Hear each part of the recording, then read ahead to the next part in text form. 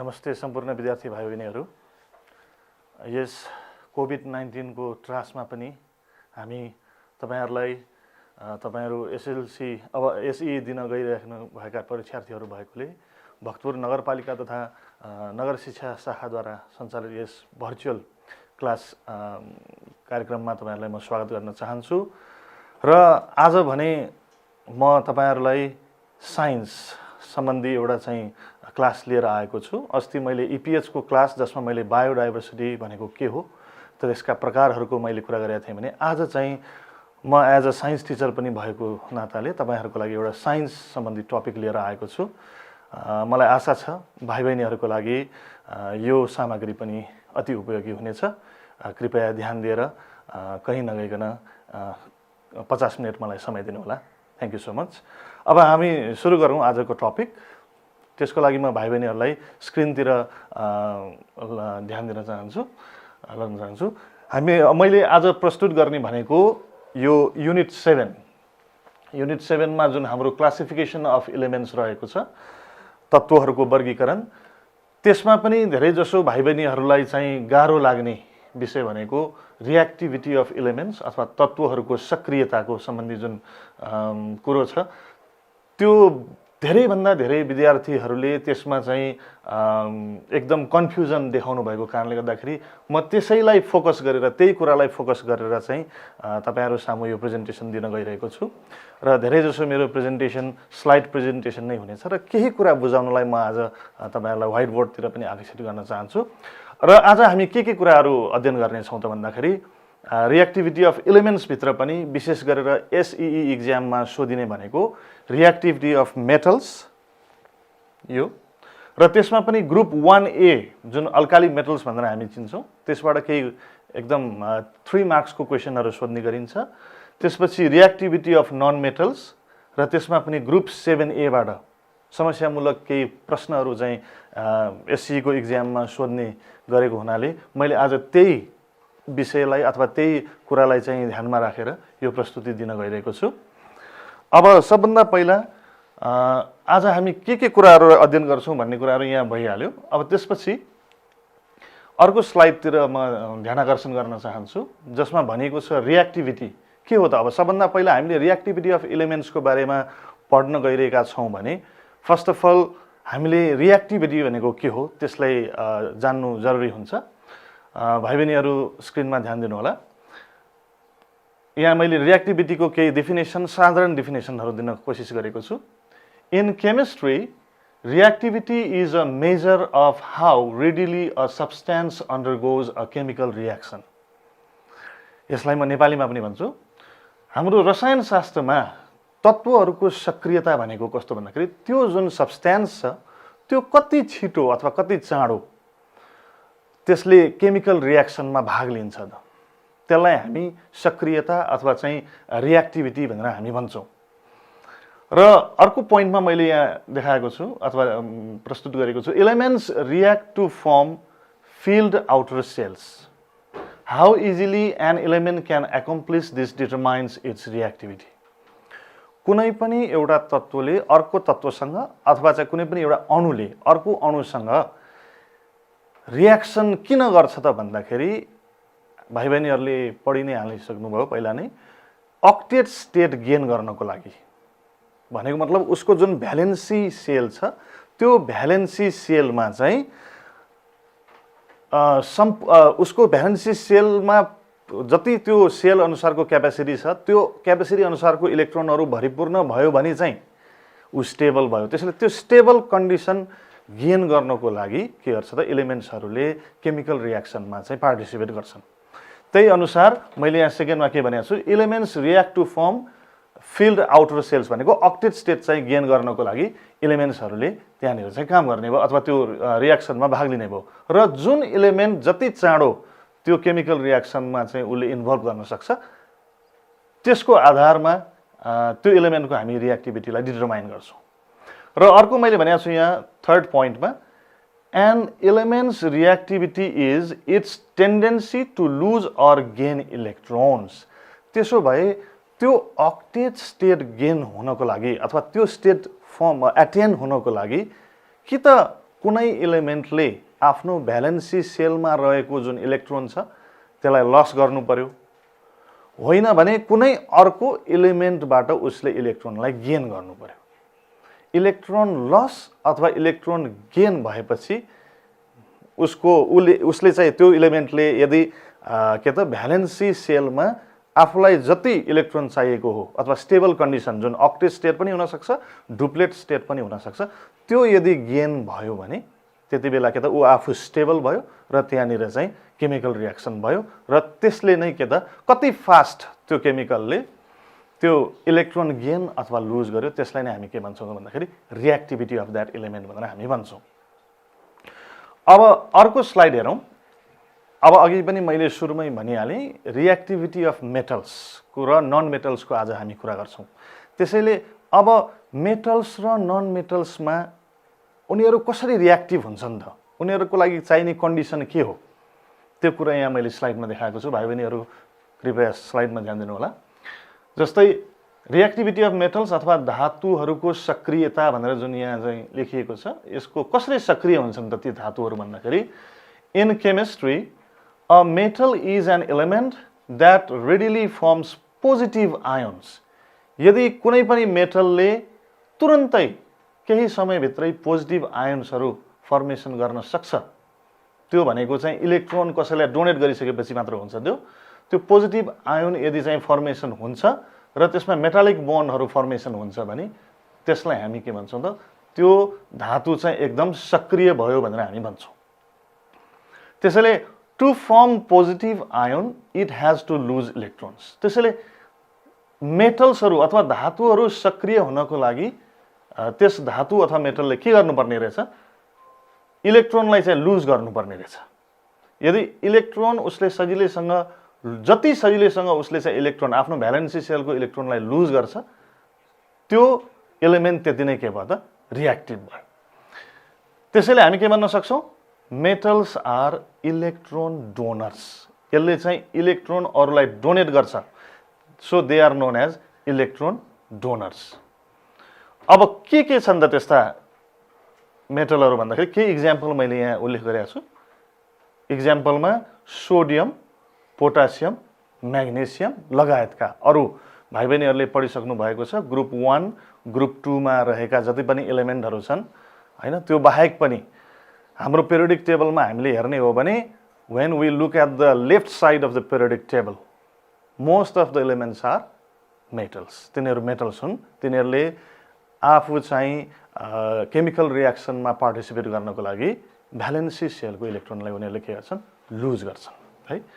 खालि मैले केही यहाँ इक्जाम्पल मात्र दिएँ, सोडियम, पोटासियम र म्याग्नेसियमको इक्जाम्पलहरू मैले दिएँ। अब रिएक्टिभिटीको इक्जाममा सोधिने प्राय क्वेसनहरू कस्तो हुन्छ भन्दाखेरि मेटल्सहरू ग्रुप वाइज जुन हाम्रो पिरियोडिक टेबलमा रहेको ग्रुप पिरियड, त्यो भाइ बहिनीलाई थाहा भइसकेकै कुरा हो। ग्रुप वाइज तिनीहरूको रिएक्टिभिटीको ट्रेन्ड कस्तो छ, जस्तै going from top to bottom reactivity कसरी चेन्ज हुन्छ, अथवा पिरियडको केसमा लेफ्टबाट राइटतिर, पिरियोडिक टेबलको लेफ्ट साइडबाट राइटतिर जाँदाखेरि अथवा राइट साइडबाट लेफ्ट साइडतिर जाँदाखेरि चाहिँ त्यो रिएक्टिभिटी कसरी चेन्ज हुन्छ त्यसको बारेमा आज हामी कुरा गर्छौँ। र प्रायःजसो विद्यार्थी भाइ बहिनीहरूले मलाई त्यो कुरा अलि स्पष्ट पारिदिनु पर्यो, एउटा प्रेजेन्टेसन त्यसको सरले दिइदिनु पर्यो भनेर इनबक्स गर्नुभएको कारणले गर्दाखेरि मैले आज यो विद्यार्थी भाइ बहिनीहरूसम्म यो प्रेजेन्टेसन ल्याएको छु। त्यसको लागि अब हामी एउटा फेरि एकचोटि स्क्रिनमा ध्यान दिउँ। ओके, सबभन्दा पहिला मेटल्सको पोजिसनको कुरा गरौँ। हामी पिरियोडिक टेबलमा कहाँनिर चाहिँ यो हामी मेटललाई भेट्टाउँछौँ त, यी कुराहरूमा पहिला ध्यान दिउँ। जस्तै यो पिरियोडिक टेबलको यहाँ भाइ बहिनीहरूले यो सङ्केतहरू देख्न सक्छौँ, alkali metals, alkaline earth metals, transition metals अनि अदर मेटल्स भनेर यहाँ जुन चाहिँ यो सङ्केतहरू छन् त्यसको आधारमा यो ग्रुप 1 हाइड्रोजन बाहेक है, फेरि हाइड्रोजन चाहिँ होइन, ग्रुप 1A मा रहेको यो लिथियमदेखि तलको सबै एलिमेन्टहरू ग्रुप 2 को भयो, यिनीहरूलाई चाहिँ हामी एक्टिभ मेटल्स भनेर भन्छौँ। यिनीहरू चाहिँ यो अल्काली मेटलको ग्रुप भयो, यो अल्कलाइन अर्थ मेटलको ग्रुप हो यो हैन।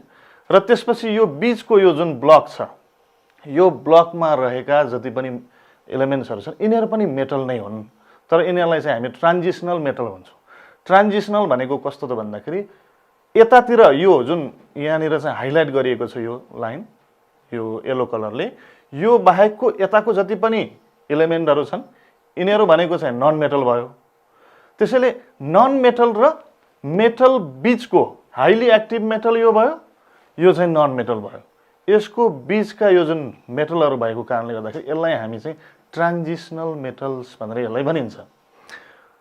अब यी ट्रान्जिसनल मेटल भनेपछि प्राय जसो हामीले पिरियोडिक टेबलमा हेर्ने हो भने मेटलहरूको बाहुल्यता छ, यो डोमिनेन्ट छ यो मेटल हैन। नन मेटलहरू थोरै मात्र छन्। त्यसैले यहाँ पोजिसन यदि हामीले हेर्ने हो भने मेटलहरू चाहिँ ग्रुप 1 2 3 देखि यो सबै हैन यिनीहरू मेटल भयो। र विशेष गरी आज चाहिँ हामी मैले सुरुमै भनिसकेँ यो ग्रुप 1A भनेको अल्काली मेटल्सको रिएक्टिभिटी को कुरा गर्छौं। प्राय जसो एक्जाममा त्यसैको बारेमा सोधेको हुन्छ र जब यसको रिएक्टिभिटी कसरी चेन्ज हुन्छ त्यो कुरा थाहा भइसकेपछि हामी सजिलैसँग चाहिँ यो ग्रुप 2 3 अरूको पनि हामीलाई त्यसको आइडिया हुन्छ। त्यसैले म चाहिँ फोकस आजको लागि केमा म गर्न चाहन्छु त भन्दाखेरि अल्काली मेटल्समा फोकस गर्न चाहन्छु। अर्को जुन यहाँनिर चाहिँ मैले स्लाइड बनाएको छु यसमा रिएक्टिभिटी अफ मेटल्स कसरी डिटरमाइन हुन्छ भन्ने कुराहरू हैन जुन अघि मैले कुरा गरेँ। अब त्यसो भए change in atomic size of elements जुन माथि हामीले चाहिँ पिरियोडिक टेबल यो पिरियोडिक टेबलमा यो ग्रुपमा चाहिँ टपदेखि बटमसम्म सरेर जाँदाखेरि त्यो एटमको साइजहरू कसरी चेन्ज हुन्छ अथवा कुनै एउटा पिरियडको हामीले कुरा गर्ने हो भने लेफ्टबाट राइटतिर जाँदाखेरि यी जति पनि एलिमेन्टहरू छन् यिनीहरूको साइज कसरी चेन्ज हुन्छ अथवा राइटबाट लेफ्टतिर आउँदाखेरि साइजहरू कसरी चेन्ज हुन्छ त्यो कुरा अलिकति हामी हेर्न गइरहेका छौँ। जस्तै यहाँ मैले पिरियोडिक टेबलको एउटा अंश देखाएको छु र त्यसमा चाहिँ त्यो एलिमेन्टहरूको अथवा एटमहरूको साइजको मैले कुरा गर्न कोसिस गरेँ। जस्तै भाइ बहिनीहरू एकचोटि हेरौँ ग्रुप 1 कै कुरा गरौँ। हाइड्रोजन सबभन्दा माथि छ, त्यसपछि लिथियम, सोडियम, पोटासियम र रुबिडियम। यसमा भाइ बहिनीहरूले के देख्न सक्नुहुन्छ भन्दाखेरि जब कुनै ग्रुपको टप पोर्सनबाट बटमतिर हामी बिस्तारै जान्छौँ हामीले के यहाँनिर चाहिँ देख्न सक्छौँ भन्दाखेरि ती एलिमेन्टका साइजहरू इन्क्रिज हुँदै गएका छन्। त्यो एलिमेन्टको साइज चाहिँ इन्क्रिज हुँदै गएको छ। त्यस्तै गरी पिरियडमा पनि हामी एकचोटि ध्यान दिउँ। यो फोर्थ पिरियडको हामी कुरा गरौँ। जस्तै यो पोटासियम, क्याल्सियम हैन लगायतका अरू जति पनि एलिमेन्टहरूलाई हामीले सरर हेर्ने हो भने पोटासियमबाट यो क्रिप्टनसम्म हेर्दै आउँदाखेरि पोटासियम सबभन्दा ठुलो छ यो पिरियडमा। यसको साइज एटोमिक जुन साइज छ त्यसपछि बिस्तारै त्यो साइज चाहिँ घट्दै गएको छ हैन। र यो पिरियडको सबभन्दा लास्टमा रहेको जुन क्रिप्टन छ त्यसको साइज चाहिँ सबभन्दा सानो छ। हो यही एटोमिक साइज र जुन एटोमिक साइज भनेको एटोमिक रेडियसको फंक्सन हो त्यसको कारणले गर्दाखेरि नै के त यो मेटल्सहरूको रिएक्टिभिटी अथवा नन मेटलको रिएक्टिभिटीमा फरक पर्न आउने हो। अब त्यो कसरी फरक पर्छ त कसरी चाहिँ यो लिथियम यो सोडियम चाहिँ लिथियम चाहिँ सानो भयो सोडियम ठुलो भयो। अब पक्कै पनि यसमा एउटा लजिक भनेको चाहिँ लिथियमको एटोमिक नम्बर कम छ भनेपछि त्यसमा नम्बर अफ सेल थोरै छन्। सोडियमको एटोमिक जस्तै लिथियमको 3 हो, सोडियमको एटोमिक नम्बर 11 हो भनेपछि लिथियममा के त थोरै नम्बर अफ सेल हुने भयो तर सोडियममा चाहिँ धेरैवटा नम्बर अफ सेल हुने भयो। त्यस्तै गरी सोडियम र पोटासियमको कम्पेरिजन गर्ने हो भने म अलिकति भाइ बहिनीहरूलाई यता व्हाइट बोर्डतिर ध्यान आकर्षण गर्न चाहे। जस्तै हामीले अब सोडियमकै कुरा गरौँ। सोडियममा सबभन्दा पहिला के सेल भयो। के सेलमा दुईटा इलेक्ट्रोन रहने भयो। हामी सबैलाई थाहा छ के सेलमा दुईटा मात्र इलेक्ट्रोन हुन्छ। त्यसपछि एल सेल आउँछ। एल सेलमा म्याक्सिमम यसको क्यापेसिटी भनेको 8 वटासम्म यसमा चाहिँ इलेक्ट्रोन बस्न सक्छ।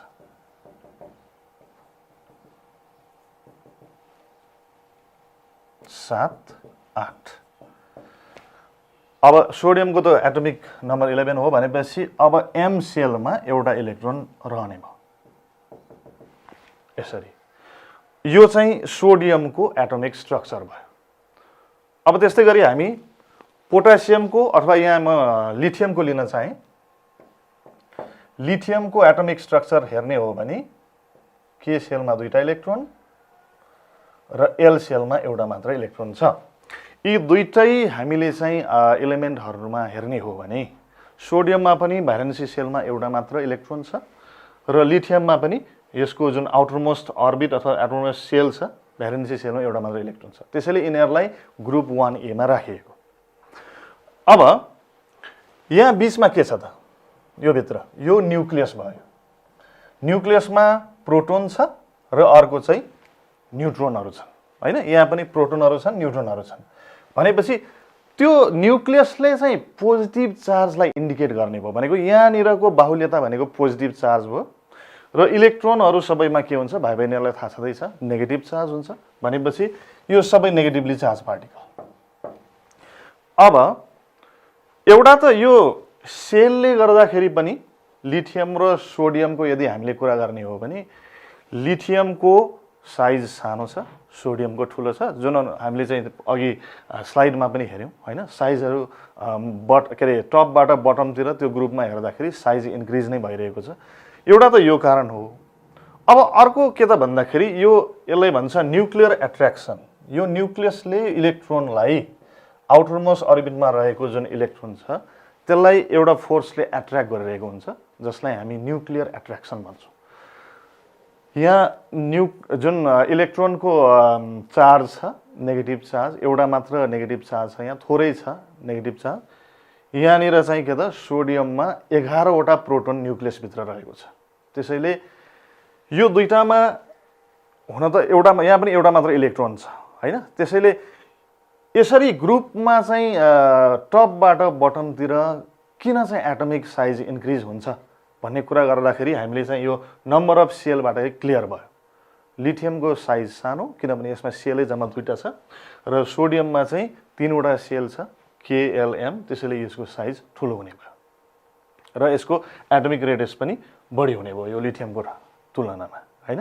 त्यसैले ग्रुपमा चाहिँ हामी टपबाट बटममा जाँदाखेरि के देख्न सक्छौं भन्दाखेरि इलिमेन्टको जुन साइज छ त्यो इन्क्रिज भइरहेको देख्न सक्छौं।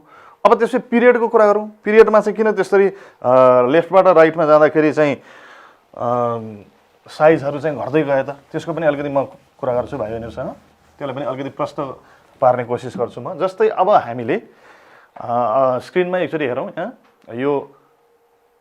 यो पिरियडमा यहाँनिर चाहिँ यो पोटासियम छ, यो चाहिँ क्याल्सियम भयो, यो अरु एलिमेन्टहरु। पोटासियम र क्याल्सियमकै हामीले तुलना गरौँ, हैन? पोटासियम भन्दा क्याल्सियमको चाहिँ के त साइज कम देखाएको छु मैले यहाँ। भनेपछि किन यस्तो भयो त? त्यो पनि अलिकति हामी चर्चा गरौँ। जस्तै अब यहाँनिर पोटासियमको त्यसैले म अब एटमिक स्ट्रक्चर 2 3 4 5 6 7 8 1 2 3 4 5 6 7 8 पोटासियमको एटमिक नम्बर 19, त्यसैले 19 वटा यसमा चाहिँ इलेक्ट्रोन हुने भयो र यहाँ बीचमा चाहिँ प्रोटोन र न्यूट्रोन हुने भयो। त्यस्तै गरी क्याल्सियमको कुरा गरौँ। अब क्याल्सियमको केमा 2टा,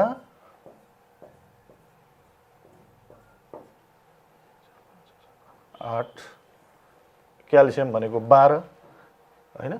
सरी 20 भनेपछि यसको 3 4 5 6 7 8 वटा भयो। अब आउटरमोस्ट अर्बिटमा 2टा इलेक्ट्रोन छ, 2 8 8 2, त्यो चाहिँ क्याल्सियमको स्ट्रक्चर भयो। यहाँनिर चाहिँ 2 8 8 1, 2टा 8 वटा 8 वटा एउटा, यहाँ चाहिँ 2टा 8 8 र यहाँ 2टा छ इलेक्ट्रोन। अब झट्ट यसो हेर्दाखेरि त यो 2टाको जुन एटमिक साइज छ त्यो त चेन्ज नहुनु पर्ने, किनभने क्याल्सियममा पनि पोटासियममा पनि, हैन? KLMN KLMN 4 वटै सेलहरु छन्। दुईटाको साइज त फरक नपर्नु पर्ने, हैन? अथवा चाहिँ पोटासियमको एटमिक नम्बर 19, क्याल्सियमको 20 भनेपछि त क्याल्सियमको झन् ठुलो हुनुपर्ने जस्तो हामीलाई लाग्छ। तर हामीले अघि जुन स्क्रिनमा हेर्दाखेरि त्यो पेरियोडिक टेबलमा पोटासियमको चाहिँ साइज ठुलो, क्याल्सियमको चाहिँ हामीले सानो साइज देख्यौँ। किन यसो भयो त भन्दाखेरि त्यही न्युक्लियर एट्र्याक्सनकै कुरा आउँछ। यहाँनिर यो भ्यालेन्सी सेलमा एउटा मात्र इलेक्ट्रोन छ, यहाँ त उसको जतिवटा प्रोटोन हुनुपर्ने न्युट्रोन हुनुपर्ने त्यो छँदैछ। उतातिर जुन पोटासियममा पनि यहाँ पनि अब यो 20 वटा यहाँ प्रोटोन छ, यहाँनिर हेर्दाखेरि चाहिँ यो जुन भ्यालेन्सी सेलमा दुईटा यहाँ इलेक्ट्रोन देखिन्छ भनेपछि यहाँ एउटा इलेक्ट्रोन यहाँ दुईटा इलेक्ट्रोन। यहाँनिर के भयो त यो नेगेटिभ चार्जको अमाउन्ट बढ्यो, एउटाले बढ्यो हैन। त्यसैले यो दुईटा इलेक्ट्रोनहरू र यो न्युक्लियस बीचको जुन न्युक्लियर एट्र्याक्सन यहाँनिर इन्क्रिज हुन्छ।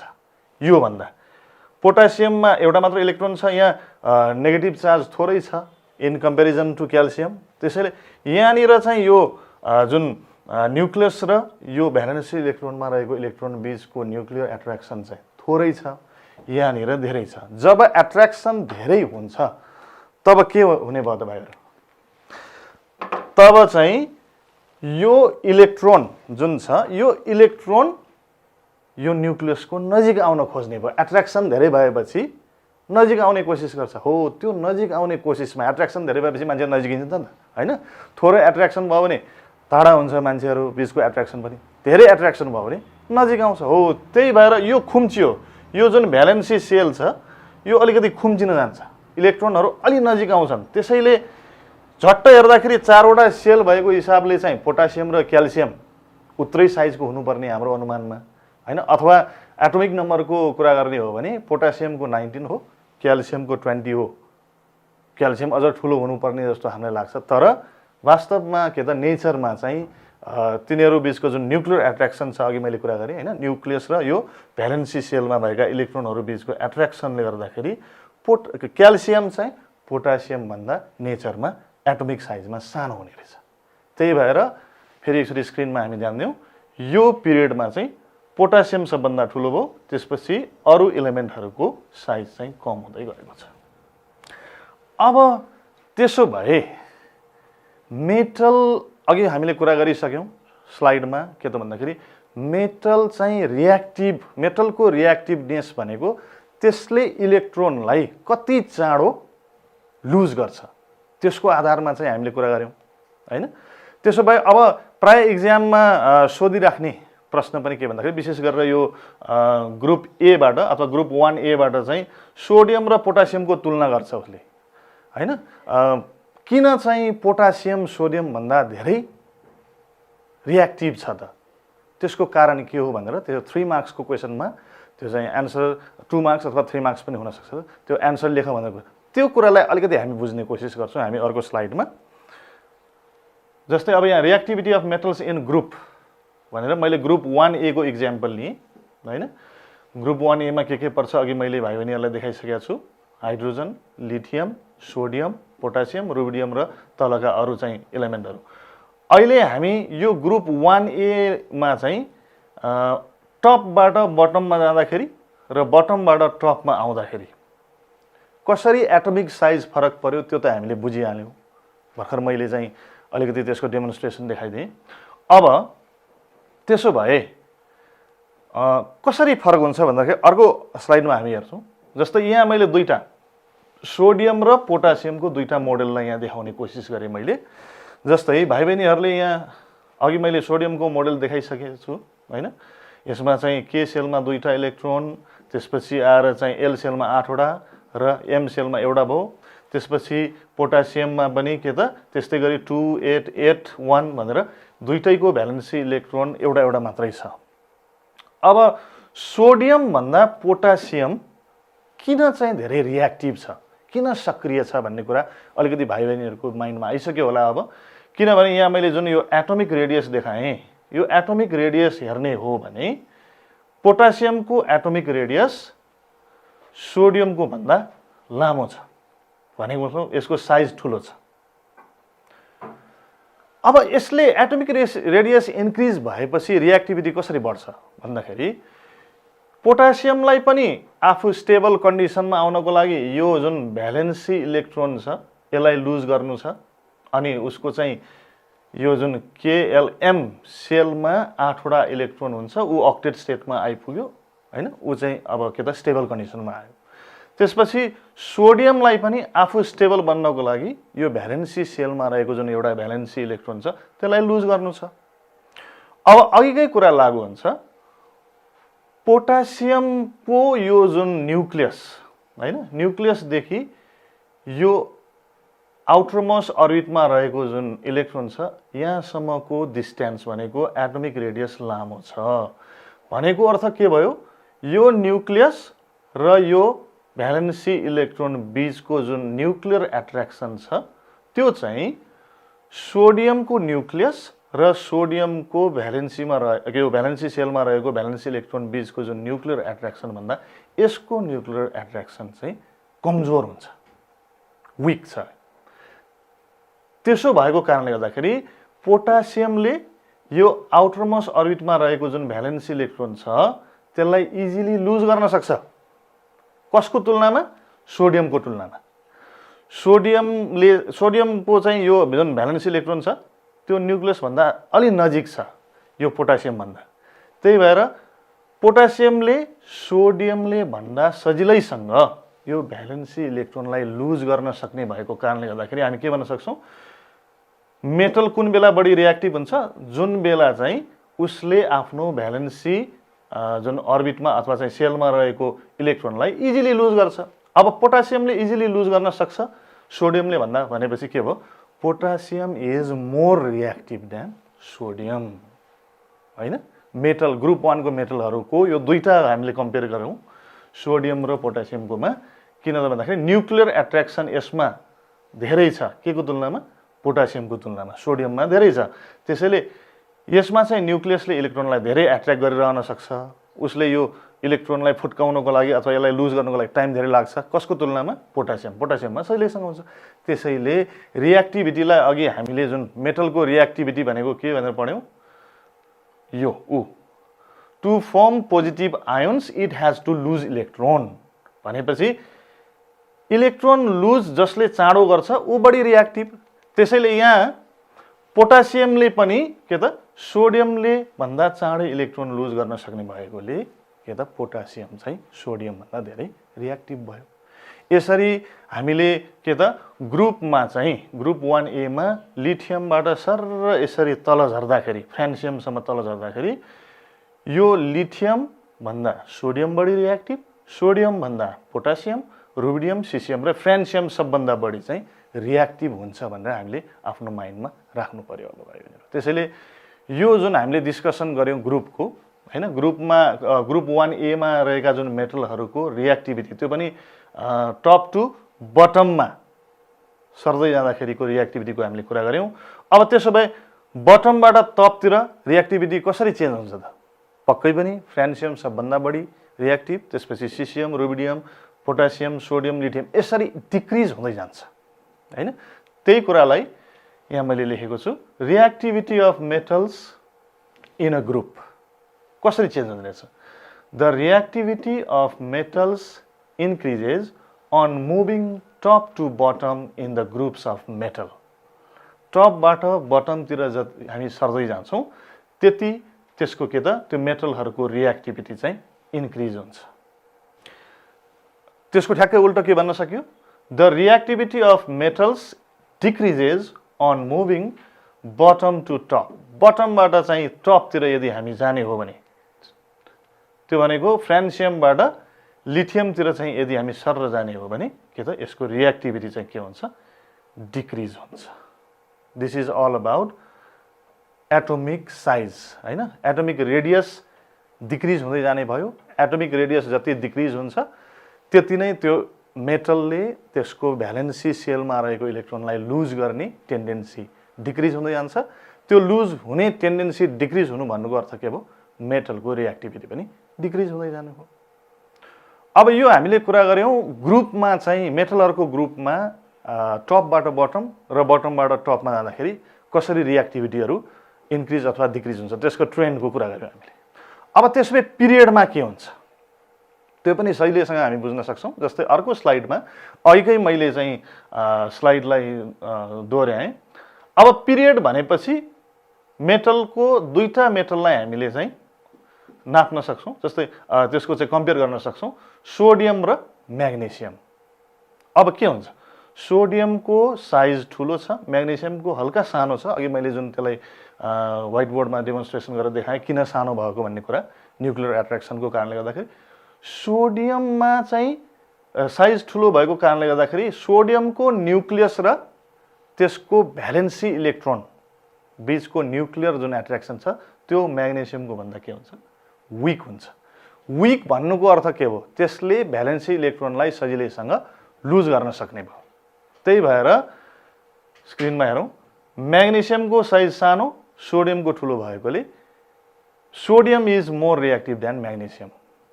त्यस्तै गरी पोटासियम र क्याल्सियमको हामीले अब तुलना गर्ने हो भने यो ग्रुप 1 को मेटल भयो, यो ग्रुप 2 को मेटल भयो। क्याल्सियममा न्युक्लियर एट्र्याक्सन धेरै छ पोटासियम भन्दा। अब मेटलहरुमा के त न्युक्लियर एट्र्याक्सन कम भयो भने त्यसले इलेक्ट्रोनलाई इजिली लुज गर्न सक्ने भयो। त्यही कारणले पोटासियम चाहिँ क्याल्सियम भन्दा धेरै रिएक्टिभ हुन्छ, किनभने यसमा न्युक्लियर एट्र्याक्सन कमजोर हुन्छ। यसले चाहिँ भ्यालेन्सी इलेक्ट्रोनलाई सजिलैसँग लुज गर्न सक्छ र जब भ्यालेन्सी इलेक्ट्रोन सजिलैसँग लुज हुन्छ पोजिटिभ आयन फर्मेसन हुने भयो। पोजिटिभ आयन फर्मेसन जति चाँडो हुन्छ त्यो मेटल त्यति नै बढी रिएक्टिभ। त्यसैले पिरियडमा पनि हामीले हेर्दै जाने हो भने के भयो त, अब रिएक्टिभिटी भनेको कसरी चेन्ज भयो त भन्दाखेरि the reactivity of metals increases on moving right to left, हैन? राइटबाट यो राइटबाट लेफ्टतिर चाहिँ जब सर्दै आउँछ हामी कुनै पिरियडमा, जस्तै यहाँ चाहिँ क्रिप्टनबाट सर यो पोटासियमतिर सर्दै आउँदाखेरि रिएक्टिभिटी के हुन्छ, इन्क्रिज हुन्छ। र यसको ठ्याक्कै उल्टो के त, the reactivity of metals decreases on moving left to right, हैन? हामी चाहिँ लेफ्टबाट राइटतिर चाहिँ जति जान्छौँ मेटल्सको केसमा है, फेरि यो नट मेटल चाहिँ होइन, मेटल्सको केसमा पिरियडमा चाहिँ लेफ्टबाट बिस्तारै जब हामी राइटतिर अगाडि बढ्दै जान्छौँ के भएको छ, यहाँनिर एटोमिक साइज डिक्रिज हुँदै गएको छ। एटोमिक साइज डिक्रिज हुँदै जानु भन्नुको अर्थ के भयो, त्यसको न्युक्लियर एट्र्याक्सन फोर्स इन्क्रिज हुँदै गएको। त्यो भनेको अर्थ त्यो मेटलको जुन भ्यालेन्सी इलेक्ट्रोन र न्युक्लियस बीचको जुन न्युक्लियर एट्र्याक्सन छ त्यो बढी छ, त्यसले चाहिँ भ्यालेन्सी इलेक्ट्रोनलाई सजिलैसँग लुज गर्न सक्दैन। त्यही भएर जसको हैन जुन चाहिँ एलिमेन्टको साइज ठुलो भयो त्यसले इजिली लुज गर्न सक्ने भएकोले यहाँनिर यो पिरियडमा यदि हामीले भाइ बहिनीहरूले कुरा गर्ने हो भने सबभन्दा रिएक्टिभ मेटल भनेको पोटासियम भयो भने सबभन्दा लिस्ट रिएक्टिभ भनेको क्रिप्टन भयो है, यो पिरियडको कुरा गर्दाखेरि चाहिँ। अब भाइ बहिनीहरूले सायद हल्का माइन्ड मेकअप भइसक्यो होला कसरी चाहिँ मेटलहरू group wise top to bottom जाँदाखेरि र बटम टु टप आउँदाखेरि त्यसको रिएक्टिभिटीमा चेन्ज आउँछ। त्यस्तै गरी पिरियड वाइज जुन मैले भर्खरै स्क्रिनमा देखाइरहेको थिएँ हैन, पिरियड वाइज चाहिँ त्यसको रिएक्टिभिटी कसरी चेन्ज हुन्छ भनेर मैले हल्का एक्सप्लेन गरेँ। अब यो त भयो मेटलको कुरा, मेटलमा चाहिँ यसरी चेन्ज हुने रहेछ। अब नन मेटलमा के हुन्छ त त्यो हामी हेर्छौँ। जस्तै अब पिरियडको अघि मैले भनिसकेको छु, रिएक्टिभिटी अफ नन मेटल्स भनेको अधातुहरूको सक्रियता, त्यो पनि हामी ग्रुप र पिरियडको हिसाबले नै त्यसलाई हेर्छौँ। अब त्यसो भए अधातुहरू कुन अवस्थामा सक्रिय हुन्छन् त? In chemistry a non metal is an element that forms negative ion. अघि मेटल भनेको पोजिटिभ आयन फर्मेसन गर्छ त्यसले हैन, त्यो चाहिँ क्याटायन भयो। अब यहाँ अधातुले अथवा नन मेटलले के गर्ने भयो, नेगेटिभ आयन फर्मेसन गर्छ भनेको यो चाहिँ यसले के गर्ने भयो त भन्दाखेरि अर्को एलिमेन्टबाट इलेक्ट्रोनलाई एक्सेप्ट गर्नु पर्यो हैन।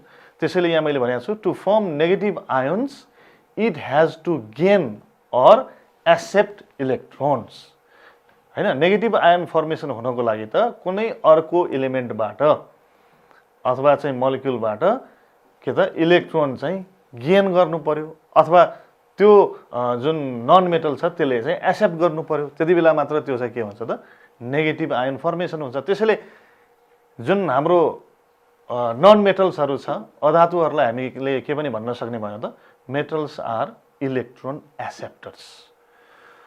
अघि यहाँ नन मेटल हुनुपर्ने मेटल भएछ, non metals are electron acceptors है। मेटल्स चाहिँ इलेक्ट्रोन डोनर्स भयो। नन मेटल भनेको चाहिँ इलेक्ट्रोन एक्सेप्टर्स। यहाँ मिस्टेक भएको छ भाइ बहिनीहरू, यो मेटल होइन, यो चाहिँ नन मेटल हो। अब के छन् त त्यस्ता नन मेटलहरू इक्जाम्पल भन्दाखेरि फ्लोरिन, क्लोरिन, ब्रोमिनहरू लगायत अघि पनि हामीले जुन पिरियोडिक टेबलमा हेऱ्यौँ ती सबै चाहिँ के भन्दा नन मेटलहरू। अब त्यसपछि position of non metal actually हामीले फेरि पिरियोडिक टेबलमा हेरौँ हैन। यो अघि मैले एक्सप्लेन गरे अनुसारको यो सबै के भयो, यिनीहरू चाहिँ मेटल्स भयो हैन, दिज आर मेटल्स। अब यो जुन हाइलाइटेड येल्लो जुन चाहिँ बोर्डर छ, यो बोर्डरबाट यता राइट साइडतिर रहेका यो है, फेरि यो ग्रुप 18 को चाहिँ होइन, यिनीहरू चाहिँ भाइ बहिनीहरूलाई थाहा छँदैछ, यिनीहरू चाहिँ इनर्ट ग्यासेसहरू हुन्, नोबल ग्यासेस पनि भन्छ त्यसलाई। यो चाहिँ के भन्दा यो यति चाहिँ नन मेटल भयो हैन, दिज आर नन मेटल्स। अब यहाँनिर यो थोरै पनि छ, मेटल्सको सङ्ख्याको हिसाबमा नन मेटलहरू थोरै छन्। अब यिनीहरू कसरी चाहिँ यस्ता हैन, भर्खर मैले जुन इक्जाम्पलमा दिएँ फ्लोरिन, क्लोरिन र ब्रोमिन, यो भनेको ग्रुप 17 अथवा 7A पनि भन्छ यसलाई, VIIA। यसलाई हामी अर्को हेलोजन पनि भनिन्छ यो ग्रुपलाई। यो हेलोजनको इक्जाम्पल लिएर मैले अब भाइ बहिनीहरूलाई चाहिँ कसरी नन मेटलहरूको रिएक्टिभिटीमा चेन्ज आउँछ, त्यो पनि ग्रुप वाइज र पिरियड वाइज कसरी चेन्ज आउँछ त्यो हामी कुरा गर्छौँ। जस्तै reactivity of non metals in a group भनेर मैले कुन लिए त, ग्रुप 7A, त्यसलाई मैले हेलोजन्स, त्यसलाई हेलोजन्स पनि भनिन्छ हैन। यसमा के पर्छ, फ्लोरिन, क्लोरिन, ब्रोमिन लगायतका चाहिँ अरू यसमा चाहिँ इलिमेन्टहरू रहेको छ। अब त्यसो भए यो रिएक्टिभिटी अफ नन मेटल्समा पनि मैले दुईटा चाहिँ इलिमेन्टहरू जुन छन् ती इलिमेन्टहरूको कम्पेयर गर्न कोसिस गरेको छु। जस्तै अर्को स्लाइडमा भाइ बहिनीहरूले देख्न सक्नुहुन्छ क्लोरिन र फ्लोरिनको यहाँनिर मैले एटोमिक स्ट्रक्चर चाहिँ देखाएको छु। अघि नन मेटल कसरी रिएक्टिभ हुन्छ भन्ने कुरालाई अलिकति याद गरौँ। नन मेटल भनेको यसको जुन आउटरमोस्ट अर्बिटमा, यहाँ भाइ बहिनीहरूले हेर्न सक्छौ स्क्रिनमा पनि, आउटरमोस्ट अर्बिटमा विशेष गरेर हेलोजनमा चाहिँ 7 वटा के त इलेक्ट्रोन हामी देख्न सक्छौँ। 1 2 3 4 5 6 7, यसमा पनि 1 2 3 4 5 6 7। हेलोजनमा पर्ने हरेक तत्त्वहरूको भ्यालेन्सी सेलमा 7 वटा इलेक्ट्रोनहरू हुने भएकोले यसलाई ग्रुप 7A मा राखेको। अब यो हेलोजनमा रहेका जुन एलिमेन्टहरू छ यिनीहरू रिएक्टिभ कसरी हुन्छन्, यिनीहरू रिएक्टिभ हुनको लागि अक्टेट स्टेट गेन गर्नु पर्यो। भनेको मतलब यो जुन स्क्रिनमा फेरि एकचोटि हेरौँ हैन, यो जुन क्लोरिन र फ्लोरिन दुवैको भ्यालेन्सी सेलमा यदि 8 वटा इलेक्ट्रोन भयो भने यी दुवै इलिमेन्टहरू के हुन्छन् त स्टेबल हुन्छन्। अनि बल्ल चाहिँ त्यहाँनिर यिनीहरूले त्यही स्टेबल बन्नको लागि यो दुवै क्लोरिन र फ्लोरिन दुवै इलिमेन्टले केमिकल रिएक्सनमा पार्टिसिपेट गर्ने हो। त्यसो भए अब हामीले क्लोरिन र फ्लोरिनको रिएक्टिभिटीलाई कम्पेयर गर्दाखेरि फेरि एकचोटि यो एटमिक रेडियसलाई हेरौँ। फ्लोरिनको एटमिक रेडियस क्लोरिनको भन्दा छोटो छ, यो छोटो छ, यो लामो छ। किन त भन्दाखेरि यसमा सेलको पनि कुरा आउने पो हैन, यसमा दुईटा मात्र सेल छ, यसमा तीनटा छ।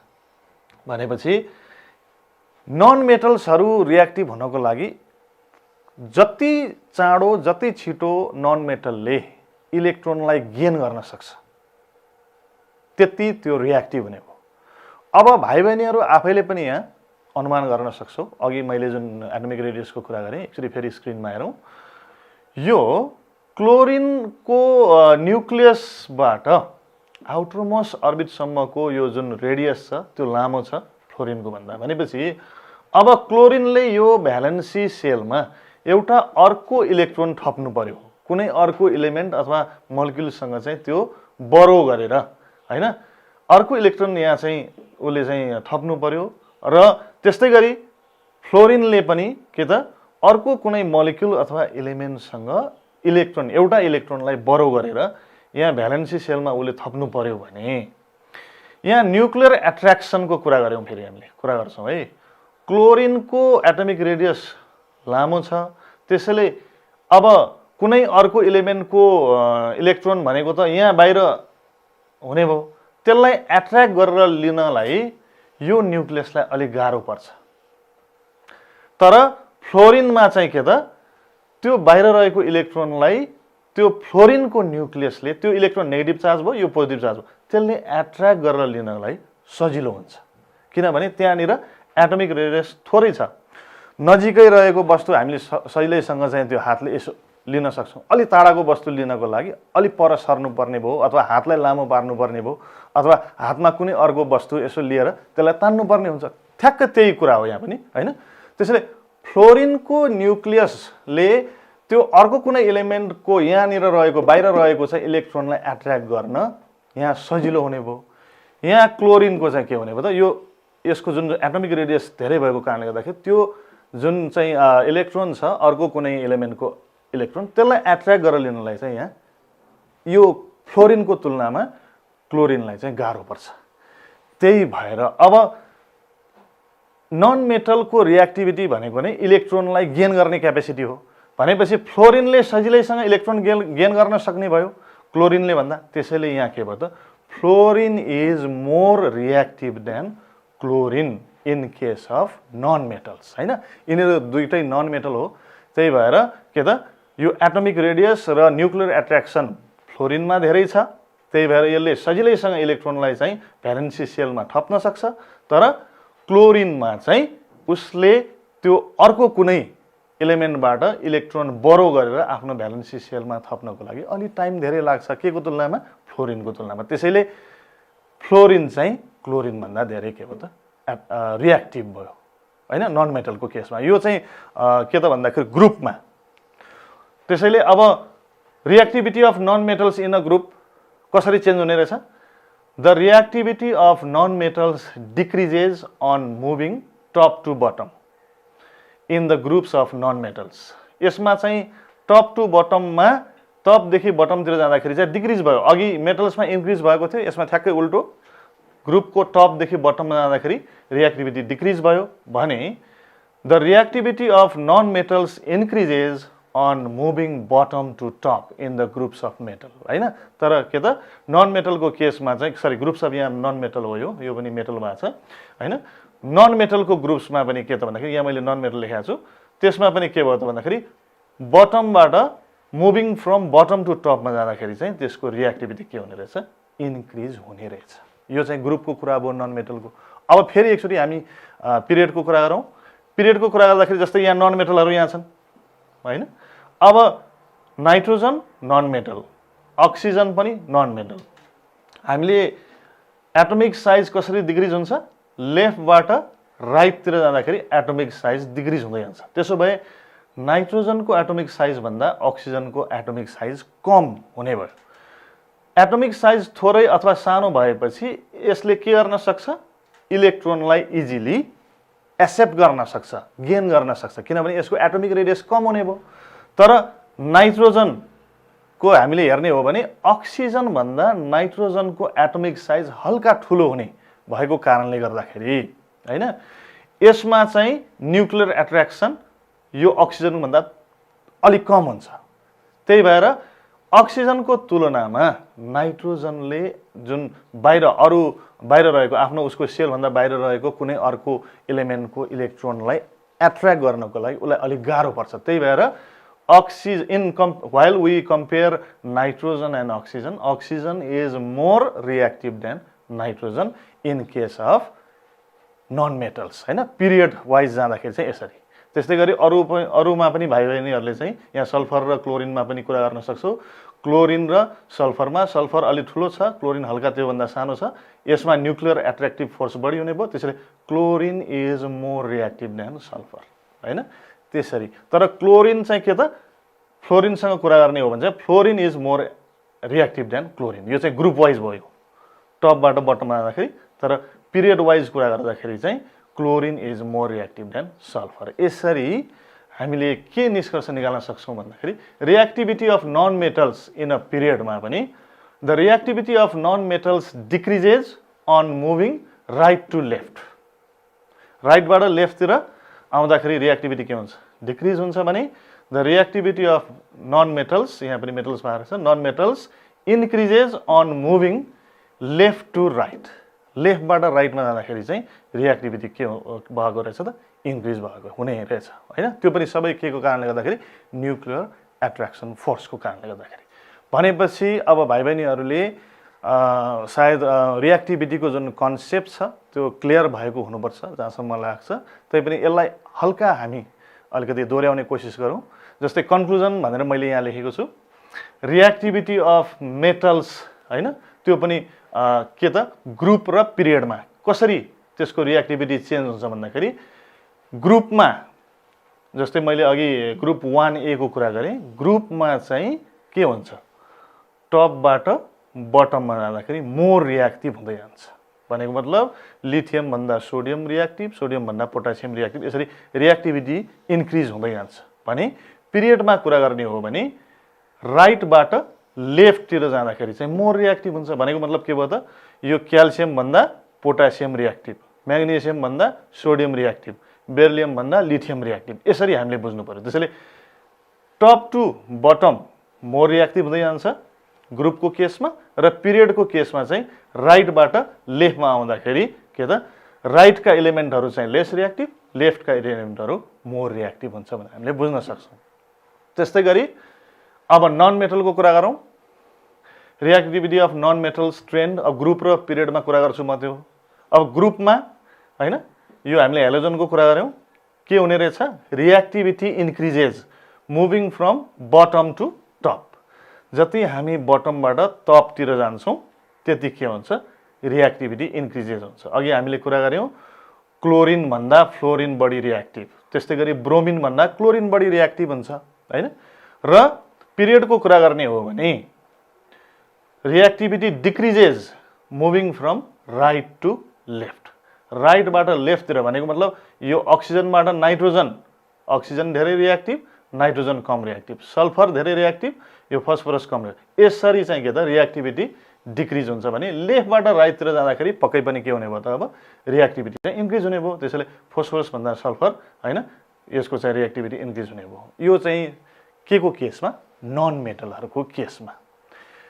त्यसैले भाइ बहिनीहरू अब यति समय गइसक्दाखेरि मैले जुन एक्सप्लेनहरू गरेँ त्यसबाट कसरी चाहिँ पेरियोडिक टेबलमा मेटलको रिएक्टिभिटी तथा नन मेटलको रिएक्टिभिटी एलोङ विथ ग्रुप्स र एलोङ पिरियड कसरी चेन्ज हुन्छ त्यो कुराहरू भाइ बहिनीहरूले पक्कै पनि बुझ्नुभएको होला।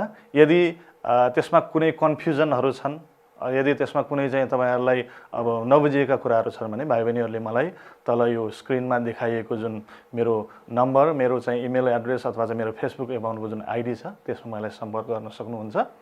अब यति भइसकेपछि भाइ बहिनीहरूलाई मैले यहाँ एउटा सानो होमवर्क राखेको छु। होमवर्कको रूपमा भाइ बहिनीहरूले यी प्रश्नहरूलाई सजिलैसँग सल्भ गर्न सक्नुहुन्छ होला मलाई जहाँसम्म लाग्छ। जस्तै व्हाट इज मेटल, मेटल भनेको के हो, व्हाट इज नन मेटल, अनि what is reactivity of element, तत्त्वको जुन सक्रियता भनेको के हो, व्हाट इज एटोमिक रेडियस त्यसको बारेमा मैले बुझाइसकेको छु भाइ बहिनीहरूलाई। What is octet state, how does the reactivity of element changes along group and period, त्यसैको आज हामीले बढी कुरा गऱ्यौँ। Which one is more reactive between sodium and potassium, यसैको हामीले इक्जाम्पल लिएर आज कुरा गरेका थियौँ। Which one is more reactive between magnesium and sodium, which is more reactive between fluorine and chlorine, fluorine र क्लोरिन यो नन मेटलहरू भयो, यिनीहरू बिचमा कुन बढी reactive. Which is more reactive between nitrogen and oxygen, यो पिरियड वाइज भयो भने यो ग्रुप वाइज भयो नन मेटलको रिएक्टिभिटी। यी होमवर्कहरू भाइ बहिनीहरूले अब सायद सजिलैसँग यसलाई सल्भ गर्न सक्नुहुन्छ after viewing this session of science. हस् त भाइ बहिनीहरू, अब कोरोनाको त्रास अझै पनि बाँकी छ, सङ्क्रमितहरू अझै पनि बढिराख्नु भएको छ। भाइ बहिनीहरू बाहिर ननिस्किदिनु होला, प्रशासनका नियमहरू पालना गरिदिनु होला र अब एसई निकट भविष्यमा चाँडै हुन्छ भन्ने त्यो माइन्डमा राखेर stay home, stay safe. Thank you.